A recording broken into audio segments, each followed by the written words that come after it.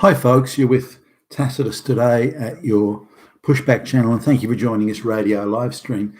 In this essay, I'd like to talk about something that I've actually spoken about quite often. It's about the efforts Western governments, under globalist direction, under globalist instructions, the effort Western governments go to try and sell the idea of mass black and brown peasant immigration into the West, into the white West.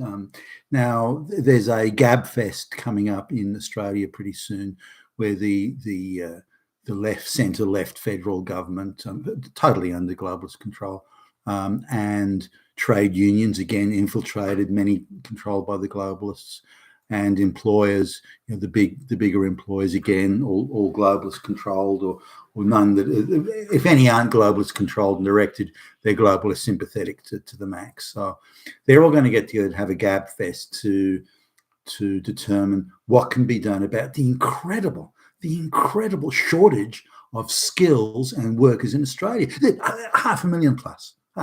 There are job vacancies that can't be filled everywhere. It's a national emergency. We've all got together and talk about it, but they're asserting that there's a worker and skills shortage, but they're not even going to talk about that. The Gabfest begins with that as an accepted fact. No discussion about it or anything like that. So what do we do? How do we fix this worker and skills shortage quickly? I don't know. How do we do? We have to bring in 500,000 plus, and as quickly as we can, black and brown peasants, illiterate from the third world, who have no skills whatsoever, and that will fix the skills shortage. People who have no skills and can't speak a lick of English will solve the skills shortage. What fucking genius! Wow, Jesus Christ. These people, they've got IQs of 10 million to come up with a solution like that. I'm in awe of these guys. Let me get down my knees and just bow to these geniuses. The fucking morons. Geez, talk about a fucking political bullshit gabfest. Now, there is no skill shortage or worker shortage. You can maybe fiddle around with some definitions on the margins. For example, you can say in some one-horse town out in the middle of nowhere, they don't have a doctor. That's it. Skill shortage, 500,000 needed. No. You can get a doctor out there anytime you want.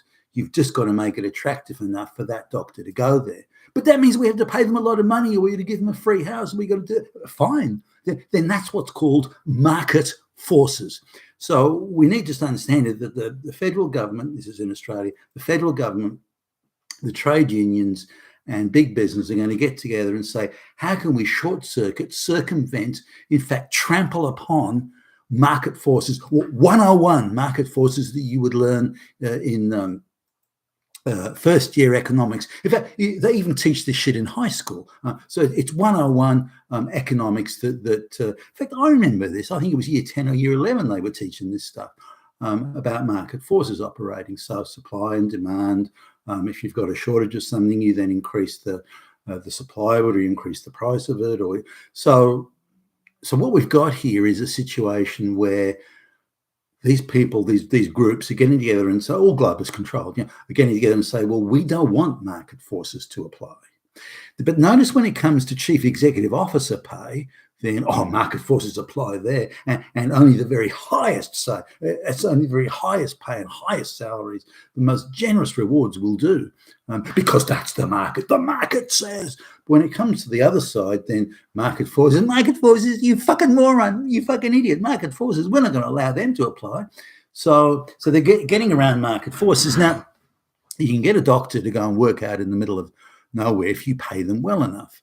But the thinking is, well, why should we do that? Why should we meet market forces? Why should we have to deal with market forces? What we can do is we can get a doctor from some dirt poor basket case, Banana Republic in Africa or somewhere like that, and get him to come out. We'll stick him out there. Or we can get a black lesbian. We can wave her through high school, wave her through the medical course in university, and then we can send her out there because she's got lower expectations because she hasn't had to bust her ass. And we'll give her some sort of a Commonwealth grant so she doesn't have to pay the fees that other white people would have to pay, and then we can put her out in the middle of nowhere. That'll work, and we only have to pay her a shit wage. So any way you look at it, it's the idea is to avoid market forces. Now, I've spoken to quite a lot of people now since I started thinking about this and talking about it on videos. That you're just talking to guy company. He's the CEO of a factory, and he insists that he will only pay the workers in the factory the minimum wage, and he'll begrudge them another 10 cents an hour. He's that tight. He refuses to believe that he should pay more. Now, at the same time, he moans and whinges, screams and cries, boo-hoos into his coffee cup about how he just can't get people, how he can run an advert for a factory worker or I don't know, a welder or any of those sorts of things. And he might run the advert for a week or 2 weeks or 3 weeks, whatever, but he'll get one, maybe two applications for that job. So he's absolutely, he's so annoyed about this because he wants to be absolutely inundated with applicants. He wants 100 applicants for the job. He wants them all begging him, prostrate before his greatness to get the job. And he'll pick the one that's got the widest manga cartoon eyes that, hey, you'll do anything I tell you to do. And I want you to blush and be scared shitless every time I walk around the corner. So they want this complete and ridiculous power imbalance, but he's not prepared to pay a penny more than he has to, as a penny more than the minimum wage to get workers. So I mentioned to him, so well, look, for people when they're on a low wage like that, another a couple of bucks an hour or something can really make a difference to them. Not only make a difference to putting a few more bucks in their pocket, but psychologically, it's and it could be a way to get loyalty and commitment or added loyalty. Not paying a penny more. Those low lifes don't deserve any more than the absolute minimum wage of what I have to pay. That's it. Nothing to talk about. The only solution to this is the government opens up the immigration, so now I get lots and lots of low wage people applying for these jobs. So wherever I go, there's an absolute refusal on the part of business owners, whether it's in big or small companies, by the way, a refusal on the part of business owners to pay more than the minimum wage. Now, they will concede that they get a work and the work is really good and it's 12 months down the track. They will concede they'll pay them a bit more, but not much more. Now, there's a big deal being made at the moment around Australia that workers are being offered up to $5,000 or even slightly more than that, $6,000 sign-on bonus. So if they agree to come and work for the company, they get the pay, the normal rate of pay, whatever it is, but just they'll get a sign-on bonus. Now, that's simple. Gee, why wouldn't people accept it? That's pretty good, sign-on bonus. Tends to be the bigger firms that are offering that. So the smaller firms or medium firms, not so much, and they're probably less able to maybe afford that. But if you look at the contracts that are being being put on these workers, that the $6,000 sign-on bonus, when they start at the job, the $6,000 sign-on bonus is subject to them staying for a certain period of time. It could be 2 years. Now, if they leave or get fired, either way, which is a bit dicey in my view, if they leave or get fired or are dismissed for any legal reasons or anything like that, they have to pay that back. Or on a pro rata basis, they have to pay it back. So the $6,000 is equivalent to X $100 a month. And so if they get to say during the probation period they get laid off, then they maybe have to pay back $5,000 plus of that $6,000. Now, to people on that wage, they're not going to just park that $6,000 somewhere. Just in case they go, they're going to need that straight away. These aren't wealthy people, and they're living minute to minute, paycheck to paycheck, day to day. So having to pay back $5,000 because someone's arbitrarily fired them, then that's a tough gig for them. So these sign-on bonuses really don't mean much, and I think they're rather one-sided in my view anyway, and then I don't think they should be forced to pay that back unless maybe for criminal activity or something like that, proven in a court of law, by the way. So those bonuses don't mean shit. Now, here's another one. This was only a few days ago. There's this is a firm that was actually recently bought out by one of those big investment companies, multinational investment companies, and they want, like, I suppose you'd call it a mechanical engineer. I think I'd classify the job as, and they want to pay this, and they want a lot. They want somebody with 10 to 15 years experience, that sort of thing, but they're paying just slightly under the average wage. So somebody who's, say, a diversity officer or a diversity manager in a HR department could be getting paid 3 times what this mechanical engineer job is getting paid. And so the guy, the guy in charge of it was again moaning and boo-hooing, and they can't find anybody. What do they have to do? If only the government could bring out millions of more immigrants from the third world. So I asked the question directly: well, how will that help getting a bunch of illiterate third world peasants? How will that help you get your mechanical engineer? And his view was sort of surprised me a little bit. He said, well, if all these peasants come out, they'll just lower wages generally. Everyone's wage will go down. Not his, he didn't want, but everyone else's. Everyone's wage will go down, which will artificially drag down wages in the category that he wants to hire, this mechanical engineer thing, wants to hire for.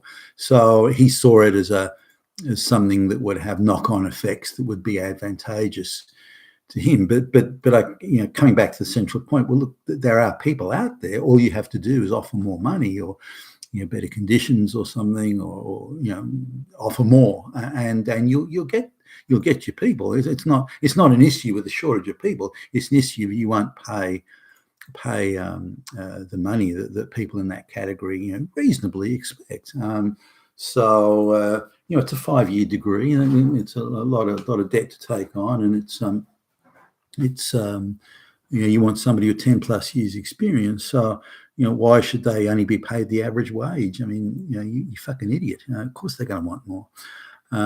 But he was unmoved. No, don't care. That's what I'm paying. That's it.